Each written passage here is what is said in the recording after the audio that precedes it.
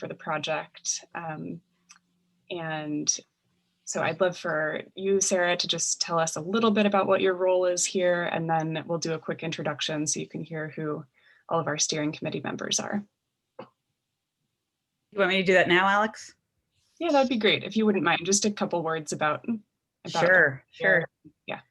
So as Alex said, I'm Sarah Giles. I am with the National Policy Consensus Center at Portland State University, specifically with Oregon's Kitchen Table, which is our civic engagement program that helps communities and the state generally get public input and do large, broad scale public input processes. We often partner with Healthy Democracy on their projects and our projects. And when I have been involved for the last, 12 years with Healthy Democracy on their processes, and primarily in this role of helping, as Alex said, wrangle the experts and or presenters, we sometimes call them. Sometimes they don't consider themselves experts, and they have some humbleness about that. So we'll call them presenters sometimes. And my role is really to help. I know you guys have been identifying folks you think that the panelists should hear from on this. And so I'll help to contact them, explain what the role is, what the role does, find out their availability, and see where we can slot people in different places. So it's a lot of the wrangling, as Alex said. And I've done this for, 8 different projects at different levels, statewide, citywide, regional wide too. So I think I have some experience doing it, and yeah, I hope I can help you guys in it. Great, thank you, Sarah. And welcome, Karin and Lynn. Lynn, I just got started and let Sarah kind of introduce herself to get us started. But let's just do a quick go around and tell Sarah who we are. And we'll do just like last time, just kind of popcorn around. Feel free to just volunteer in whatever order. So Lynn, do you want to start? Sure, absolutely. Sorry, it's a couple minutes late, everybody. I was having some computer issues there at the end. Also, Sophie, Renee, I don't know if you saw that email from Renee, who was trying to get in just a moment ago. So note on that. I'm Lynn Davis, Program Manager for Healthy Democracy. You know me. I'll pass it to Ken. Ken Beeson, Planning Commission. I'll pass it to Terry. Hi, Sarah and everyone. I'm Terry Harding. I'm the principal planner for long range planning at the City of Eugene and the project manager for House Bill 2001. Lisa. Hi, Lisa Fragola. I am a member of the City of Eugene Planning Commission, and I will pass it to Jennifer. Hello, I'm Jennifer Ye. I'm the City Councilor for Ward 4, which is Northeast Eugene. And I will pass it to Carolyn. Hi, I'm Carolyn Jacobs. I am here for Neighborhood Leaders Council, which means in effect that I represent everybody in Eugene, since we are an association of all neighborhood associations. Oh, sorry, I'll pass it to Ed. Hello, everyone. Ed McMahon, Executive Director of the Home Builders Association, and I'll pass it on to Corinne. Hi, everyone. I'm Karin Knudsen. I'm an architect and urban designer and the founding director of Better Housing Together, which is a housing advocacy organization based here in Lane County. And I teach on the architecture and planning faculty in the U of O College of Design.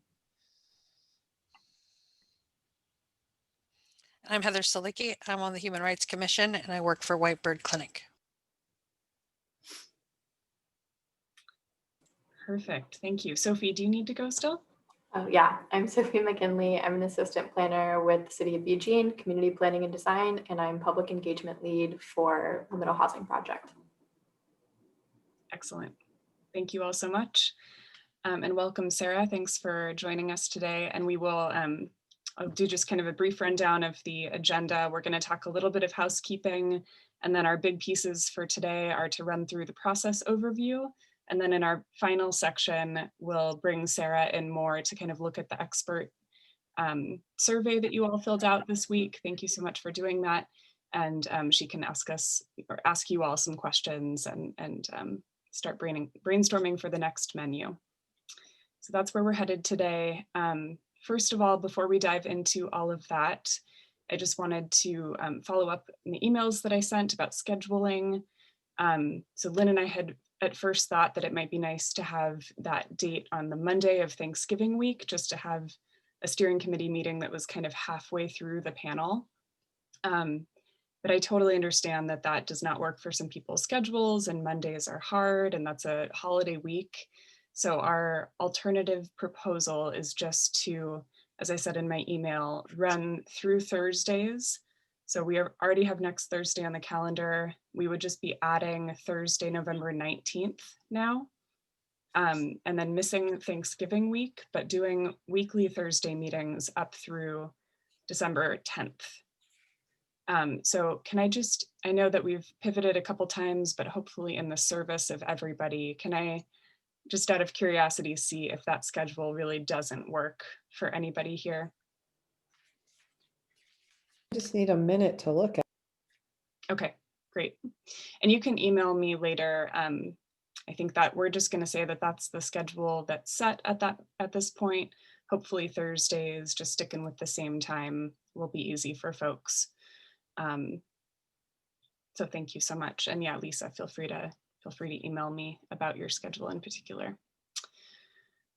So with that, I'm going to pass it over to Sophie real quick for a couple other housekeeping things. Hello, everyone. I just wanted to, sorry that some of you have already heard this, but I just wanted to let you know that I will now be sending out your panelist links, a different link every single week, a week ahead of time. And then an hour beforehand, you should get a reminder, but that way you don't have to dig or look for links or anything. And then another thing I will do is what I've done the past 2 meetings, where I'll send you a calendar invite with the attendee link. So if you can't find your panelist link, you can get in that way and I'll promote you.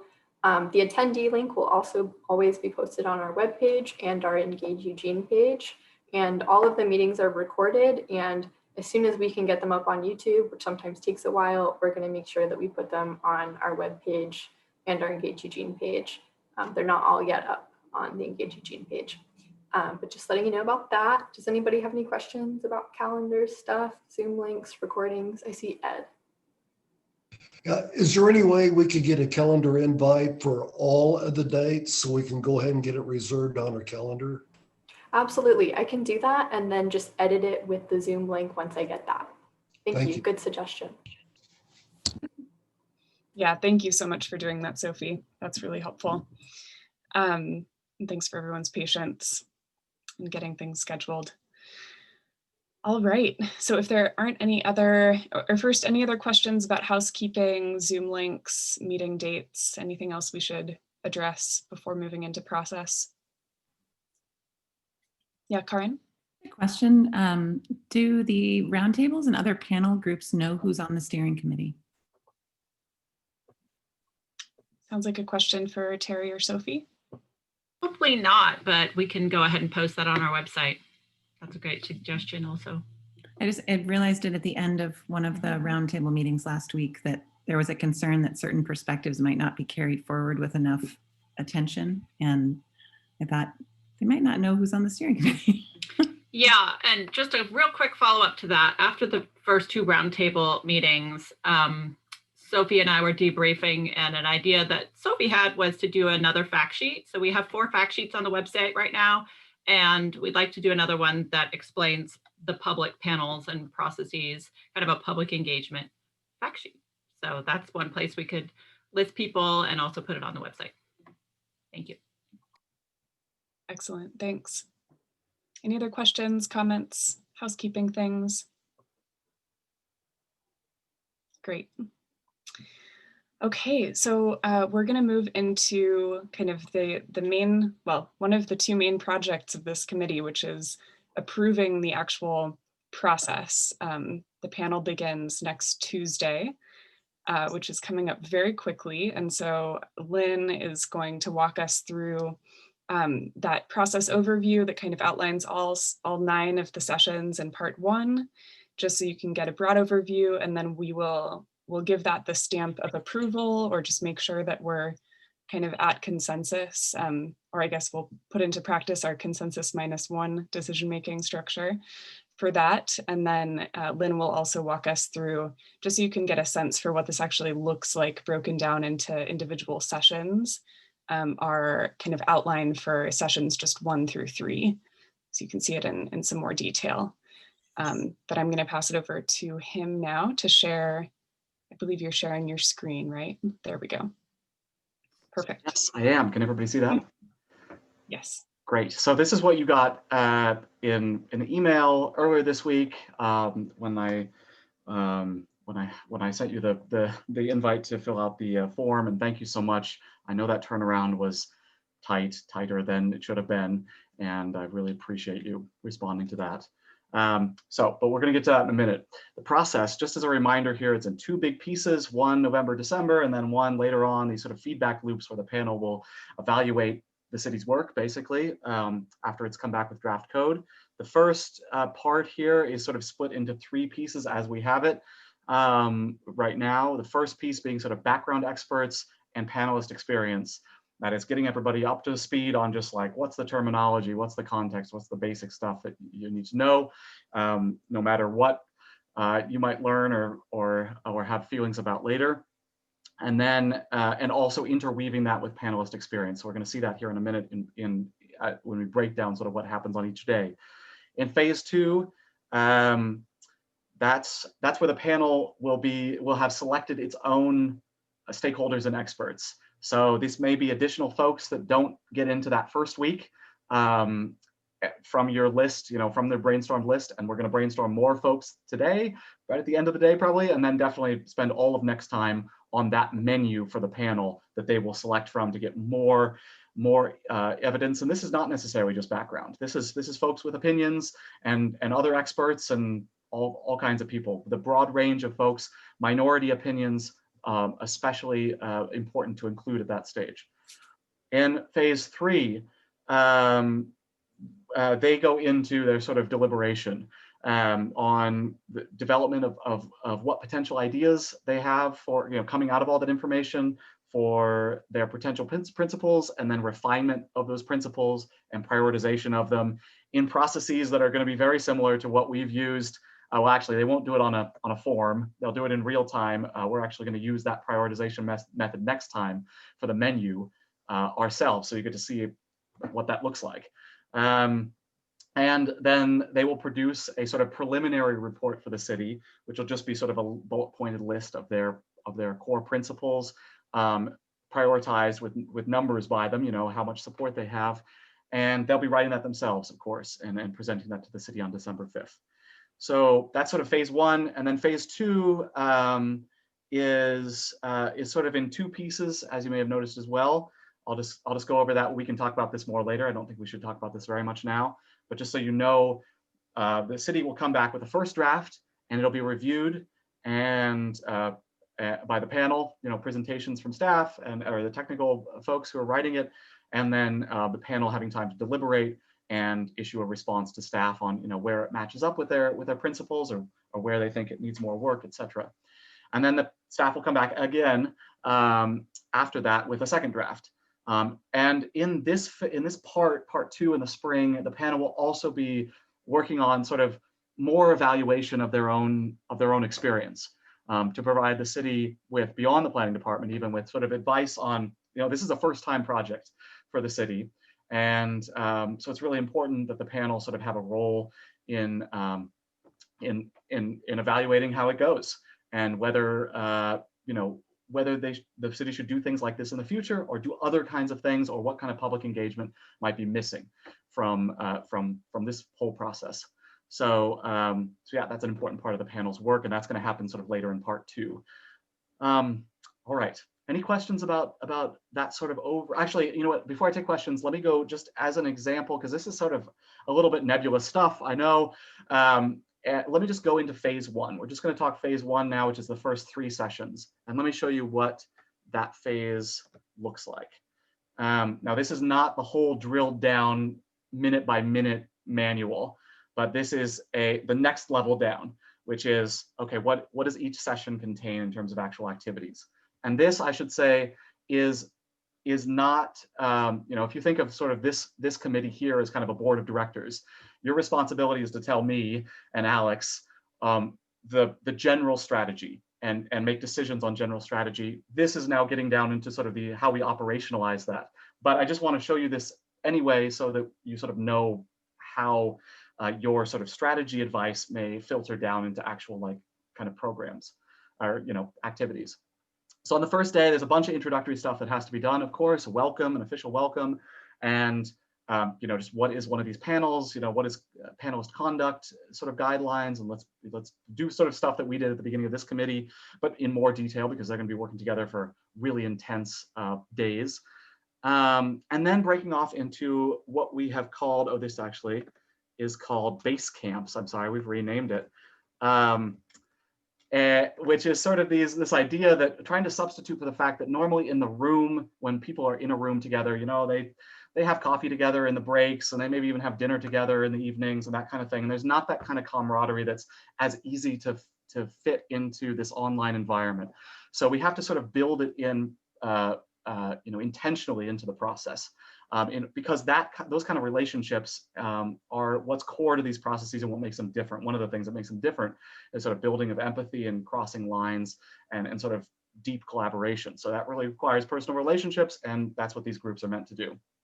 So I'd encourage sort of personal introductions, and this is their first opportunity to kind of tell their own story a little bit. We think it's really important in these processes, as I mentioned last time in terms of the values, for the panel to feel that their expertise is also valued. Of course, these are evidence-based processes on all sides, but outside expertise is one thing. Also, we have a representative sample of the city of Eugene in a room, and that's really unique, and they have stuff to contribute from their own life. So getting that, just sort of first kind of percolating that out of the group, I guess, if that's the right word. Then a break, then a report out from that back to the large group. Of course, everything that happens in small groups will not be live streamed. That's the only part of this. It's not live streamed, but it's really important that all the information that comes out of those groups comes back into the public process. They're not live streamed because we feel that could sort of damage the kind of cohesion in the small groups. That there's these are everyday folks, not public officials, and deliberation requires some level of vulnerability. But it's important that all that information comes out publicly. So that's this kind of structure. It'll go back and forth a lot between small and large groups, small groups of different sizes often. Then background expertise, a first kind of background expert group. And these background groups, I should say, and all through this first process, these things will be shifting around in terms of Sarah being able to book people. So the groups will not be themed. That's sort of the trade-off with doing things in short order, I suppose. Well, I mean, I suppose it's actually I shouldn't say that for this part of the process. That's true for the panelist part of the process, the panelist selection in phase 2. But it's also just nice to have actually experts from a little bit of a diverse background on a panel, so they can bounce off each other a little bit, we think. So in any case, a first sort of go at some background expertise, and then an introduction to task committees. And this is something I don't think I introduced last time, but we've designated 5 different committees or they will be selected into by the panelists themselves, and they will sort of be their own staff. As I mentioned last time, it's really important for us to sort of transfer power away from the staff and onto the panel itself to do their own work. That's a core value of this process.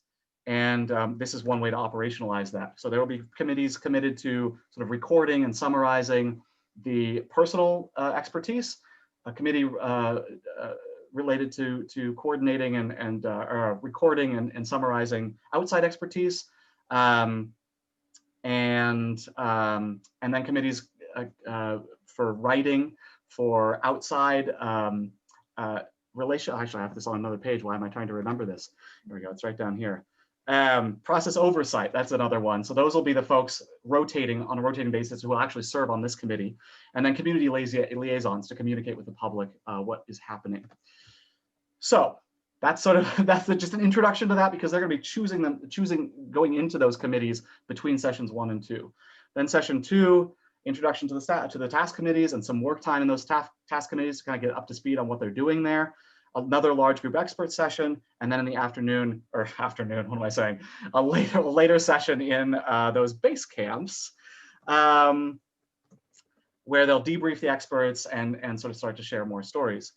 So their own sort of personal reflections, expanding the bubble beyond, you know, sort of my reflections, what I've experienced in my life, in my family, and then sort of connecting to other people in the room. This is sort of an empathy building that is really key to these processes. So the third session will then be very similar, another expert panel. The only difference here is that then in the afternoon, to the second half, they'll move into selecting folks off of those menus, the menu that you're gonna devise here in another week, so that Sarah can get a jump on getting those folks booked for the following phase. So with that, I see there's been some stuff in chat, questions, comments, concerns, and so on. Yeah, and if I don't think any of the chat, I think that was just the agenda going out to folks. I don't think there have been any comments there. But if we could organize this into a couple different sections of discussion, perhaps, if we could first just get some feedback on that broad process overview, the part that is, yeah, that's up on the screen right now. Thoughts, questions about that piece?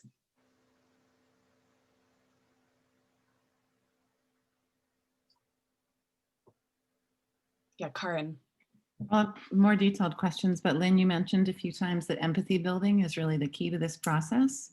And I'm curious what you mean by that and sort of what the empathetic concerns that this process is engaged with are.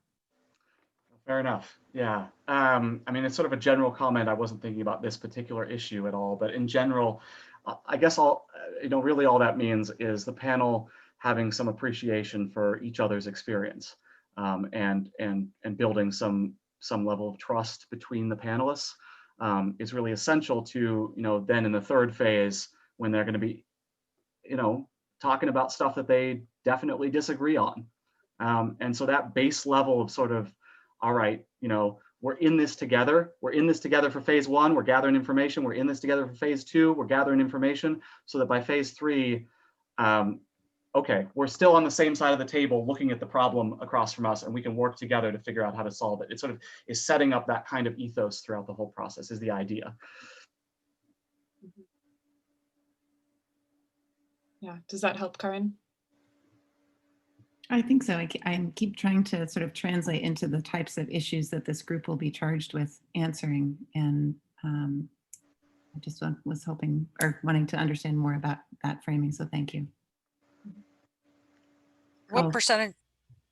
Oh, go ahead, Heather.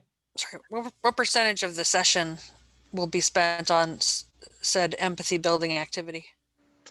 Well, you could sort of, if we flip back over to that, I think that's an interesting question, actually. I would take your thoughts on that as we sort of set this up in general terms, that first phase, the intention was to spend sort of, and I shouldn't, empathy building, that sounds so sort of like obtuse or something and like kind of soft or whatever, but no, this is real stuff. This is real conversations about people's personal experiences.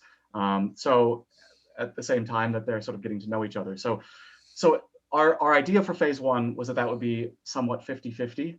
On the third session, they're going to have to spend a bunch of time on that menu to select for the second phase as we've designed it here. So there won't be as much time for them to spend in small groups, although I believe, if I'm remembering right, that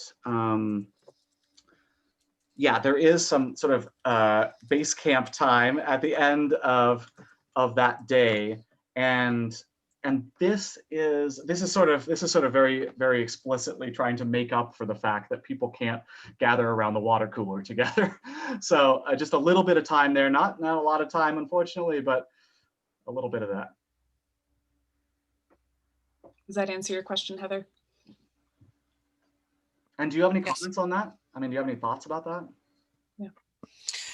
Did you prepare the panelists to know that it was going to be that type of activity? I guess, well, I'm not sure what you mean. What are you thinking, or what is sort of, is there a concern that you have about that?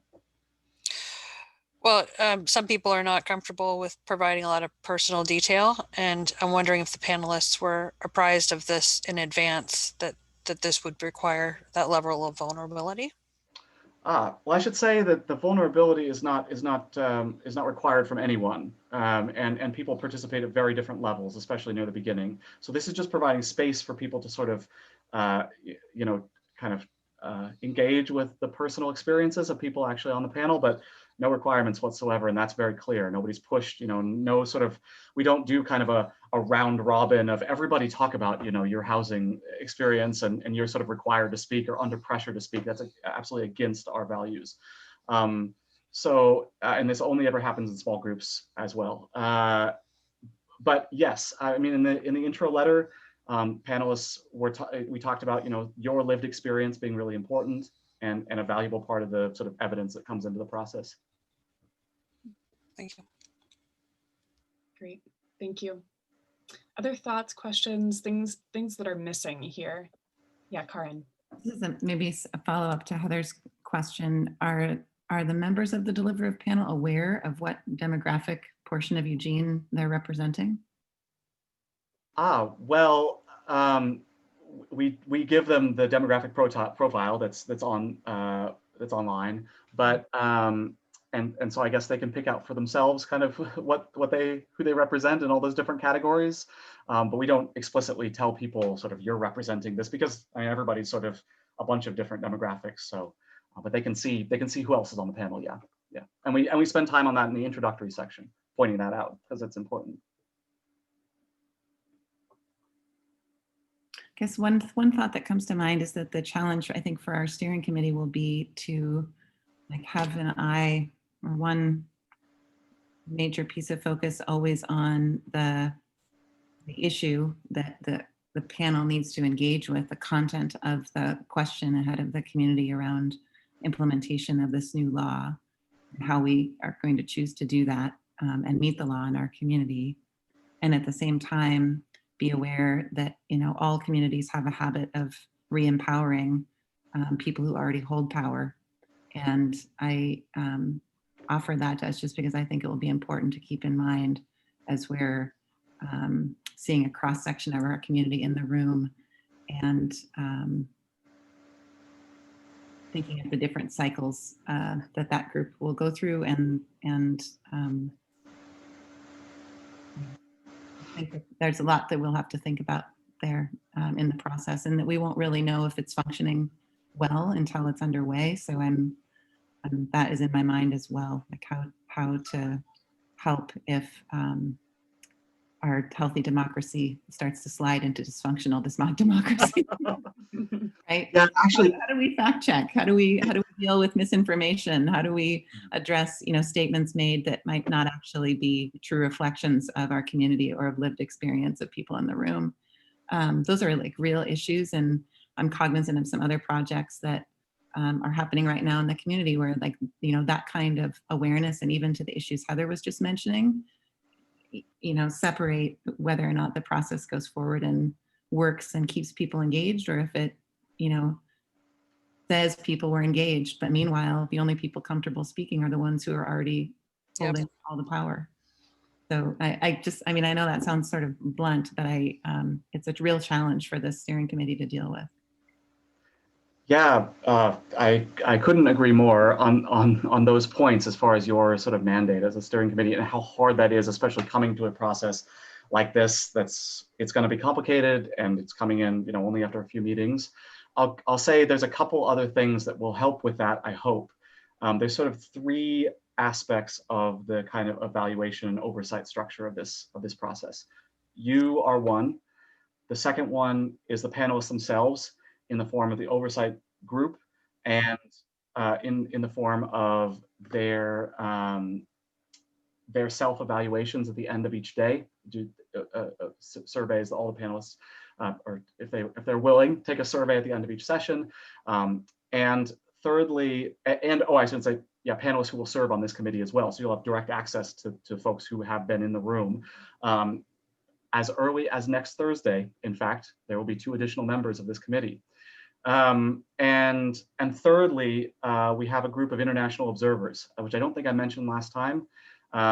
This is a group of folks who are, one of our core values is independent evaluation, and these are going to be folks Right now, it looks like they're going to be folks from Australia, Canada, the UK, possibly Germany, who are going to be coming to a number of the sessions and bouncing in and out of the small groups. They're the only folks who have kind of the rights to be in the small groups in our processes typically, and it's really important that they sort of provide this like outside, observer kind of perspective. So, so if you'd like to hear from them in future meetings during the process, can absolutely, arrange that too. And I want to pop in here and kind of summarize real quick, because I also don't want to. I'm sorry, do I have to raise my real hand, or are we also using the digital hand? Yeah, raising your real hand works better for me. So whoever's speaking, go for it. Okay. So I did want to say something about some of the concerns that were being expressed. And I actually really, this is Lisa, because we're still sharing the screen, so we can't all see each other. Get off that. So I do really appreciate the time and effort that you're putting into what I would think of more as group process and team building. I'm a second grade teacher. I take the first 6 weeks of the school year to do that, with the understanding that real learning and real engagement is not going to happen until we're a community. And so I appreciate that you're building that in. I think that's critical. But I do think some of the concerns that were just expressed about who has power, who does not have power, are really critical. And the thing that I don't see in your framework is some type of cultural competency training, some type of awareness training, some type of equity lens that this group can potentially use. And I would encourage that type of framework to be introduced at some level, because I'm sure as moderators and facilitators, people will be aware of those dynamics, but how do you engage the group in a collaborative effort to also be aware of those dynamics? And I think a cultural competency training or an equity lens could be very useful. Great, thank you so much for that feedback. And I know I'll just speak real quick from a process perspective, that we've done sort of an implicit bias training or a bias training in the past. And so maybe I'm just curious, Lisa, if that might fit that need for you. Yeah, and implicit, yeah, same, that I use the word cultural competency just as a similar type of idea. That sounds great. Lynn, did you want to Yeah, add? can I follow up with just a specific question there, and then sort of get the mood in the room on that? So yeah, as Alex said, we have sort of a like cognitive bias kind of training as part of that introductory period, and then we're actually going to filter it in a little bit later, because it's sort of too much introduction all at once. We do that kind of thing just at a big block. But I want to hear if others in the room believe that there should be sort of specifically a racial equity or cultural competency portion of that bias training. It's not specifically called out in the training as it exists right now. So I wanted to ask that of the group. Can I maybe just a show of hands, people who think that that is an important aspect of that training? Okay, I think I see almost everybody. So we'll make that happen. For everybody, I think I saw everybody actually, Alex. I think we might. Did anyone not raise their hand who wanted to speak to that? Yeah, Carolyn. No, I have a quick question. Just remind me, can we observe the panel meetings? Just not the small group ones, but we can observe the others, right? So we should have be good to have some sense of how all our discussions play out there. Oh my gosh, I'd be thrilled if you stopped in and observed them. They'll all be live streamed, and actually we just decided they're going to be live streamed on our YouTube page. It'll be linked from everywhere, and they're there captured in a playlist, so you can go back and watch them later as well. But yeah, would love it. That'd be fantastic. Great. I saw Ed's hand and then Sophie.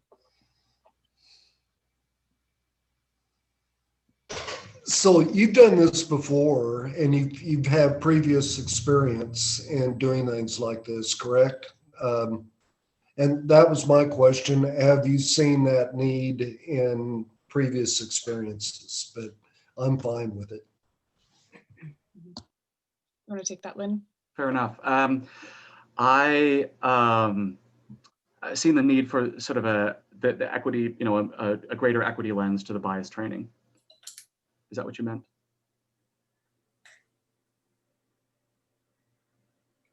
No, I guess for a while, the word guinea pig kept coming up to me. I think, a lot of this is a big experiment. But then I'm thinking, no, wait a minute. You guys have done this before in other communities. And so I want to rely on that experience somewhat. And I was wondering, in those other communities, did you feel like there was a need for that? Yeah. I'm not sure whether I can speak to that off the top of my head, but yes, we have done it in many other places over the past 10 years, 12 years as an organization, and me personally about a dozen times. Yeah, I think it's a decision of just, sort of, I think it's great that it got brought up in this space, and for you to make a decision that it's important to you. Great, thanks. I had a quick comment. Oh, sure. Go ahead, I was just going to say, I think that really reinforces the equity and inclusion focus that our Planning Commission approved in the project's public involvement plan. And as you all know, there is a separate equity roundtable that's specifically focusing on that. But I believe any crossover we can do with the other groups will strengthen that focus. Thank you. Great, thanks. Sophie?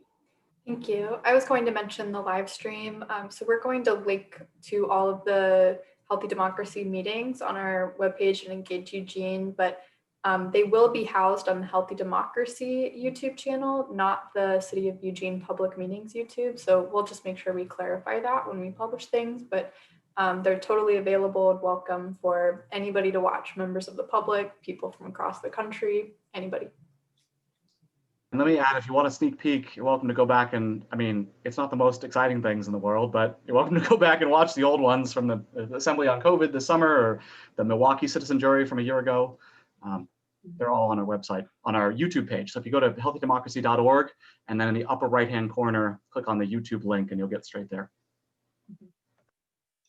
And I'll do a little bit more crossing over into process mode from facilitator, but I worked on the citizens jury in Milwaukee last year, and I know the panelists really, really loved the cognitive bias training. It was something that built a lot of group rapport and that they talked about throughout the process. So if that helps answer your question a little bit, Ed.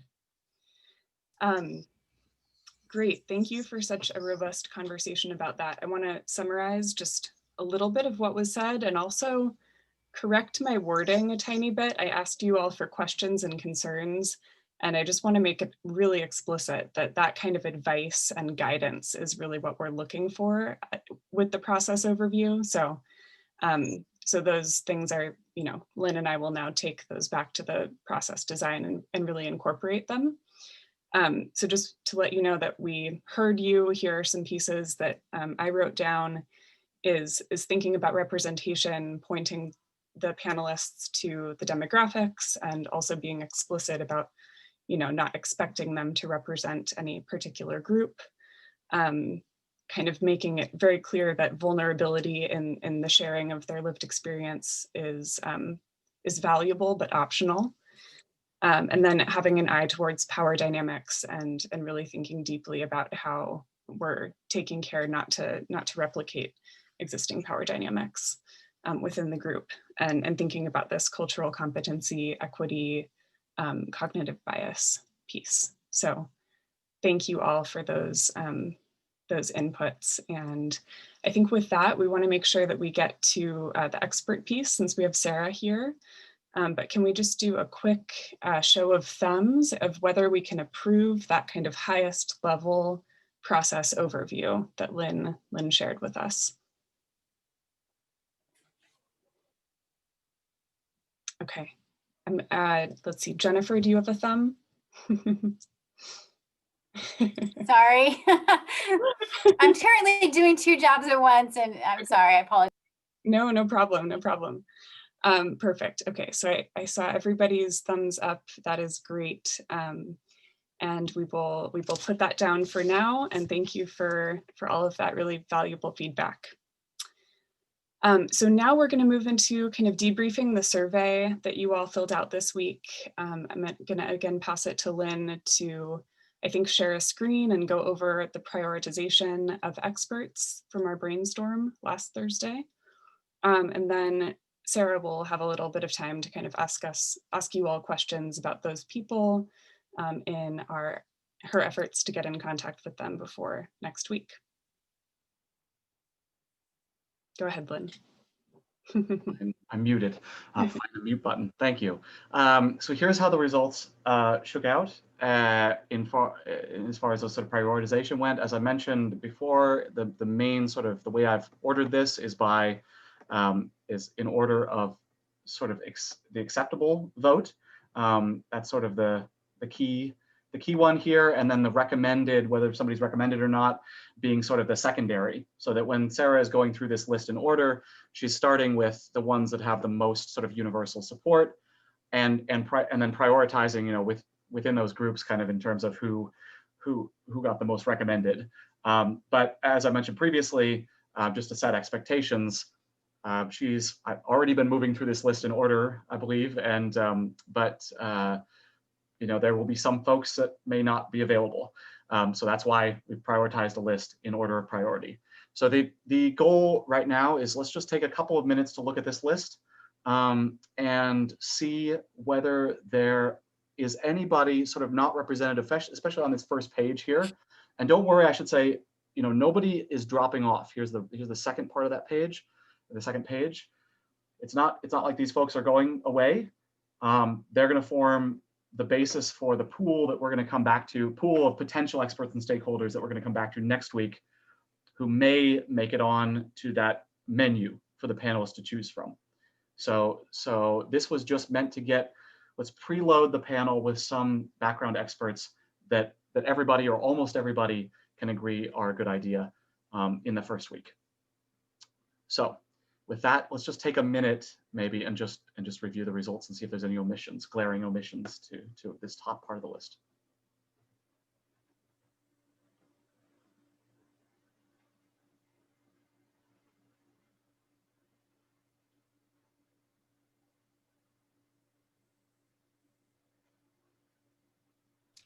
Just a quick question about these experts. Will the panelists be asking them questions, and will they be assisted in knowing which questions to ask?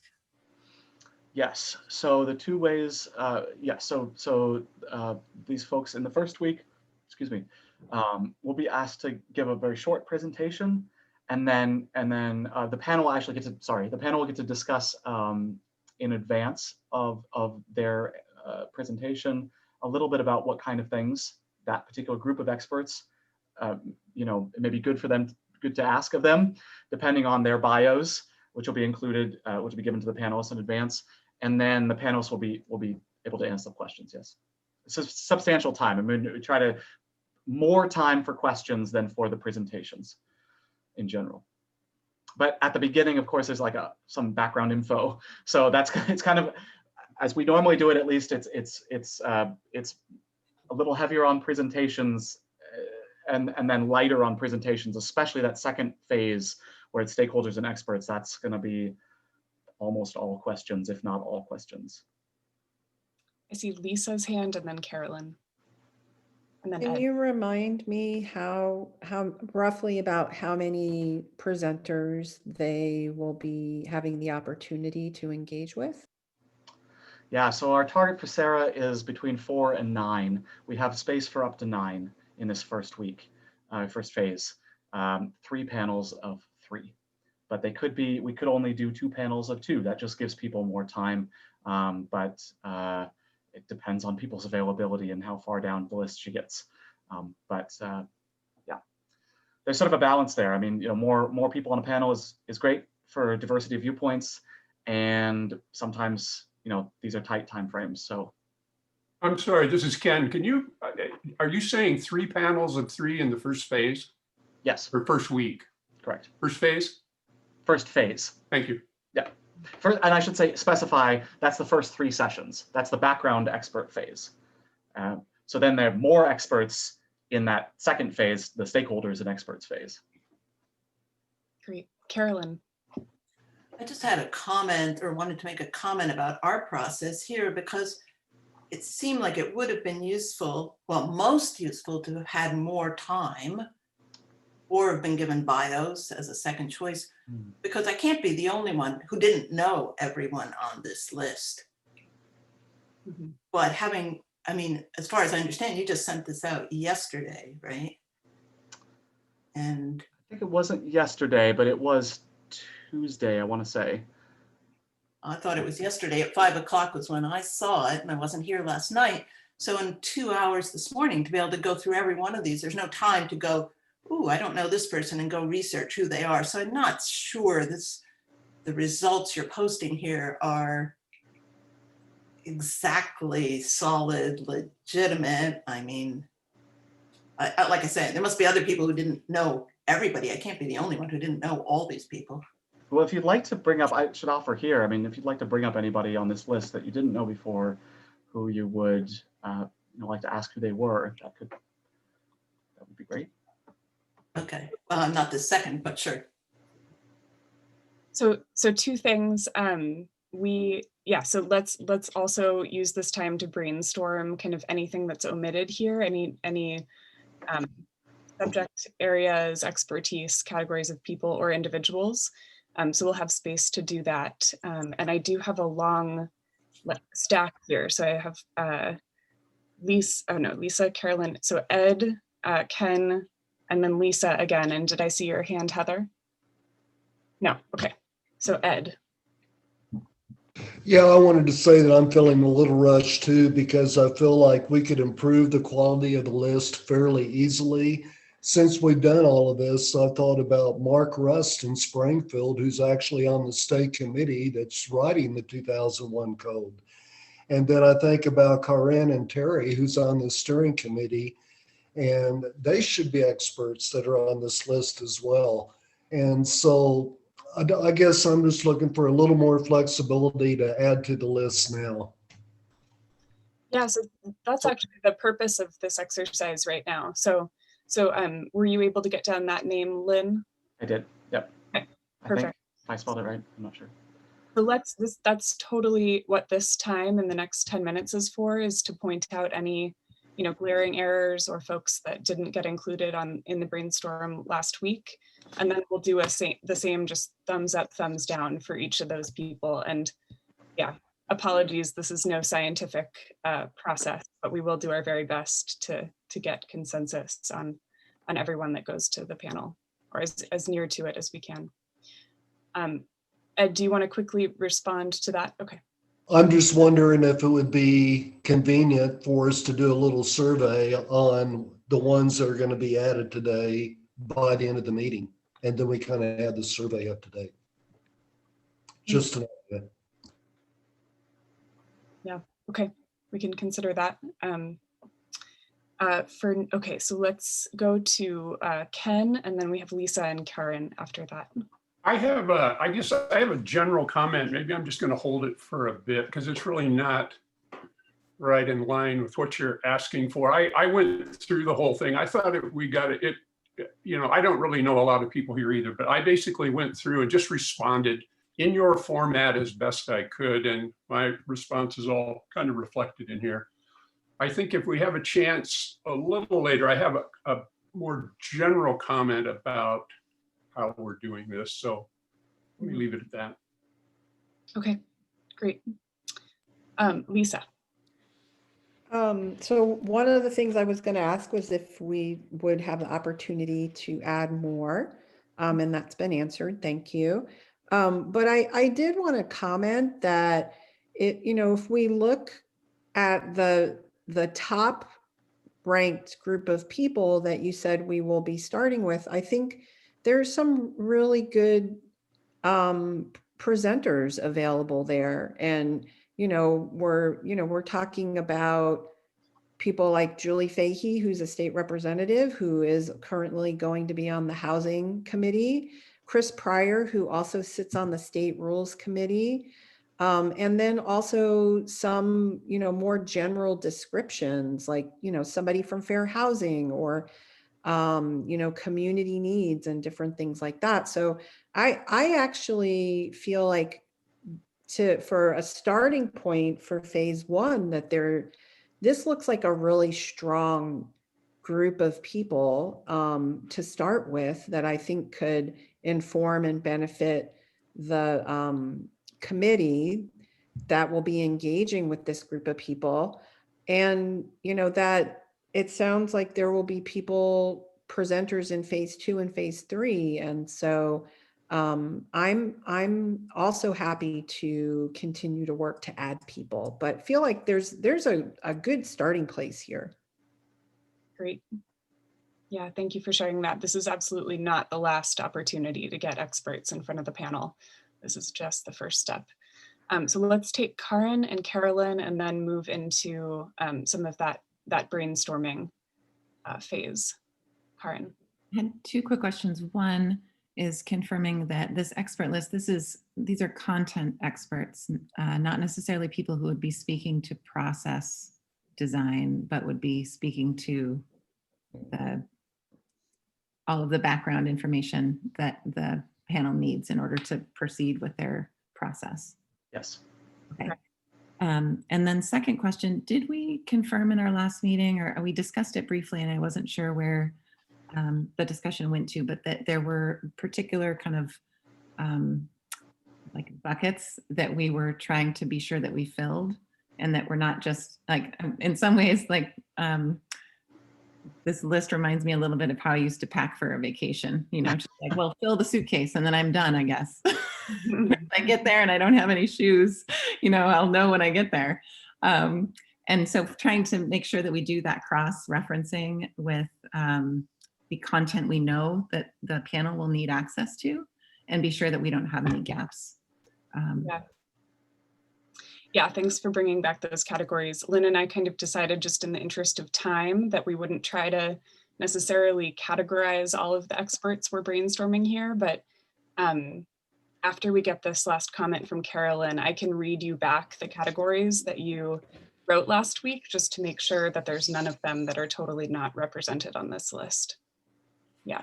So Carolyn, you've got the last word in this piece. No, well, actually, it's a question. So to clarify, we will be able to add more names after today, like instantly we need to do it, like to email you, or will there be time next week to add names that haven't come up in this first group?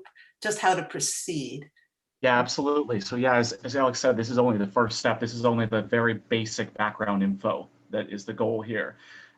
So there's an entire second 3 sessions of experts and stakeholders for the panel to choose. And next time, our entire next meeting will be to brainstorm and create that menu from which the panel will choose that second week. Group of experts, right? Because I mean, I actually have a few suggestions, but they can wait at this moment. They don't necessarily have to be at the top of the list today, assuming we keep going. Yeah. Well, either way, yeah.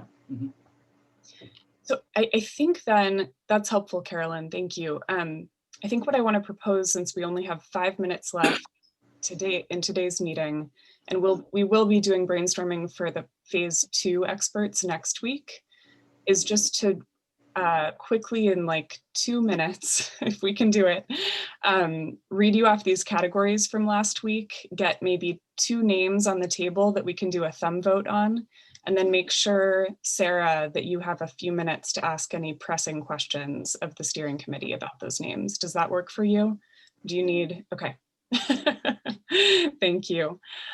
So last week we said the categories were, these weren't final, but this was a brainstormed list. Historical context in Oregon, introduction to planning, the technical side of HB 2001, the purpose of the law, addressing exclusionary zoning practices and affordability of housing options, understanding housing types, demographics of the community, fair housing and equity in housing, intro to city process and decision-making, and then barriers to implementation. So looking back at this list now, let's take the one name that Ed just added, and then maybe at max 1 or 2 more experts that like absolutely need to be in this first phase of background knowledge. Lynn, did you have something Yeah, I pressing? just wondered if you could post that list of categories in chat so folks could see them when you have a second. Oh, yes, sure. Thank you. Terry. I just wanted to take my name off the list. I don't feel comfortable being a panelist or a speaker. I think there's lots of people who aren't on the steering committee that we can choose from. Thanks. Okay. Any additions? I was just wondering if, this is Lisa, I was just wondering if after Mark Rust's name, we could add a few identifying characteristics similar to some of those other people. I believe that Ed said that he has also been serving on the statewide rule setting committee. And then maybe a last. Yeah, that's true. He works for the city of Springfield, and he was on the state committee that's writing the code for HB 2001. I think that information is helpful, and then you might add Karen's last name there. Absolutely. Okay, great. Sophie. Hi. So since the first Healthy Democracy panel meeting is on Tuesday, before we leave today, we will know who the experts at that first meeting are going to be, right? So should we be deciding? No? Okay, sorry. So the first expert meeting will be the next one. Yeah, we don't 100% know because Sarah is still out calling folks and getting them scheduled. So. Okay, so should we be agreeing on the topics that should be represented in that first meeting? No, so this prioritization exercise was sort of the form of agreement in terms of, in terms of how much support there was on the panel, how acceptable these experts were. So that was sort of the purpose of this because there's so many names potentially on this list. So they sort of narrowed it down. And then today we're just doing a last pass of like, okay, who's missing. Thank you, that clarified it. Yeah, and can we, one more piece from Karen, and then we're gonna do a thumb vote on Mark. We are going to, though, organize the panelists into, like, the 3 panelists, say, speaking together in one meeting would make sense together. And then the 3 panelists in the next meeting would make sense together. Or is it just going to be kind of who's available whenever, and then the panel just takes the information as ever we serve it up to them? I'm afraid it's going to be who's available down to who, because the more availability we offer, the better chance Sarah has of going down this list as close to in order as possible. Yeah. Okay. And I'm so sorry to be rushing you here, Sarah, and I know we're at time, so let's do a quick thumbs up or down for Mark Rust, because that's the name we have added. For those of you who know, okay, so I'm seeing 1, 2, 3, 4, 5, 6, 7 thumbs. And now, Sarah, it's totally fine if others need to hop off, but Sarah, I do want to give you just a minute or two. Sorry, there's one more name on the list, which was Karen Knutson, who thank you. Ed also suggested. So we need to do a thumb vote on her. Thumb vote for Karen. Karen, I'm sorry, I'm so sorry. And I understand that that's 1, 2, 3, 4, 5, 6, 7. Okay, 7 as well. Just a quick note that it's 2 o'clock and another planner actually needs to use this Zoom account at 2. So if we could, I'm so sorry. Oh my God. No. Oh, that's really good information to have. I am so sorry, Sarah. That is, yeah, so we need to get off. And that is what it is. Yeah, it would be great if we could follow up over email, just kind of on next steps. And if there's anything we can do over email, that would be fantastic. Like an update on who Sarah's been able to reach and all that kind of stuff. Well, before we go, Lynn, could you scroll up to the top, please? There were some folks who it was completely unclear to me. So I wanted to just clarify that with folks because they were some of the top choices people had. Do I have time to ask any of those questions, or should I do that by email? Email. We do that by email? Email. Yeah, by email. Oh, by Yeah. email. Oh, sorry, Go. we'll have to do that that way. Okay. All right. Thanks, all. All right. Thanks, everybody. See you We'll next see you in a week / by email.